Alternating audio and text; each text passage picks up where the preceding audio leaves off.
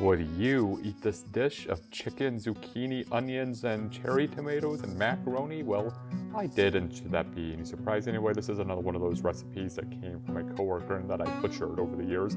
But anyway, begin by chopping up several pieces of zucchini, and then chop up 2 onions as well. Get the stove preheated, and now start heating up the vegetables. Season them with a little bit of, maybe not a little bit, but a lot of crushed red pepper. Move it to the front burner. Continue seasoning it with crushed red pepper, and then add the cherry tomatoes. Next, season it with salt and pepper from those little packets of salt and pepper that the hotel always leaves behind. Now, finish chopping up the onion. Stir around the vegetables a little bit. And at some point while the vegetables are being cooked, add a bunch of packs of soy sauce from grocery store sushi to it. Anyway, as you can see, chop up the chicken a little bit, stir around the vegetables some more, and then start cooking the chicken in a frying pan.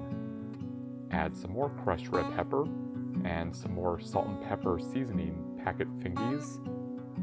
And now it's just really a matter of stirring things around, chopping up more chicken, letting the chicken cook, finishing the chicken, and now, eventually, the vegetables finish cooking as well. So, empty the pot with the vegetables, fill it up with water to cook the macaroni, and finish cooking the chicken. Now let's flavor the macaroni a little bit by adding the chicken juice to the boiling water, and then add the macaroni to it once it starts boiling. And here you go. Several meals worth of chicken, macaroni, onion, zucchini stuff.